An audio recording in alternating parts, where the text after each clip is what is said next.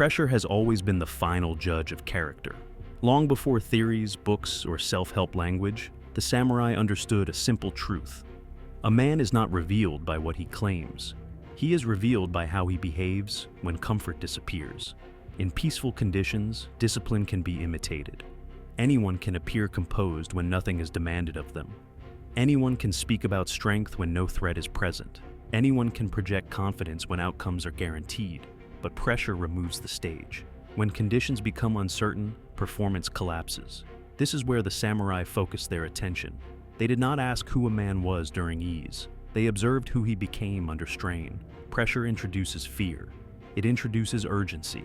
It introduces discomfort. And in doing so, it removes illusion. In ancient Japan, warriors were trained to seek pressure deliberately.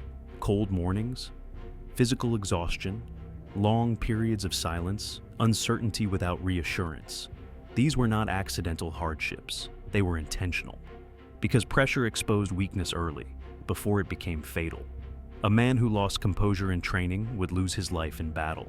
Reaction was dangerous. Emotion was costly. Noise was revealing. The samurai understood that reaction is a form of surrender. The moment you react emotionally, you give something away. You give away intention. You give away instability. You give away control. This is why restraint was considered strength. Not restraint of action, but restraint of impulse.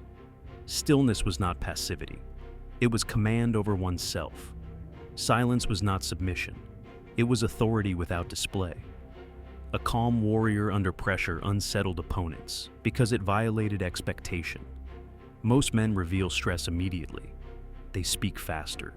They explain themselves. They rush decisions. They fill silence out of discomfort. The disciplined warrior did the opposite. He slowed. He observed. He allowed others to expose themselves first. The samurai understood that pressure magnifies habit. Under stress, a man does not rise to his ideals. He falls to his training. This is why discipline was practiced when no one was watching, long before the battlefield, long before the test. Discipline was built quietly, not through motivation, not through excitement, but through repetition. Repetition under discomfort. The samurai believed comfort softened judgment. Ease dulled awareness. Predictability weakened presence. Comfort made men careless, and carelessness invited destruction. This is why voluntary hardship was respected. Hardship sharpened perception. It removed dependency on conditions. A man who required comfort to function was not reliable. A man who could remain composed in discomfort could be trusted. Pressure was not something to fear. It was something to welcome, because it clarified truth. In modern life, pressure still exists. It no longer arrives with swords or armor. It arrives as stress, as conflict, as responsibility, as uncertainty. And it performs the same function. When challenged, some men rush to defend their identity. They explain themselves excessively. They become reactive. They seek validation. Others grow silent. They do not because they are weak, but because they are composed. They do not need to convince. They do not need to announce strength. Presence speaks without sound. The disciplined mind does not hurry. It does not panic. It does not seek relief through reaction. It endures pressure without leaking emotion. This is why silence has always been feared.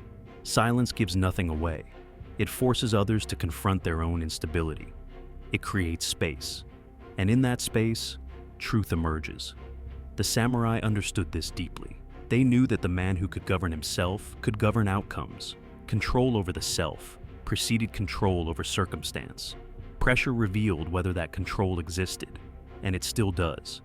Every moment of stress asks the same question. Will you react, or will you remain composed? Will you fill silence, or will you hold it? Will you reveal emotion, or will you preserve clarity? Discipline is not proven in comfort. It is proven when conditions are unfavorable.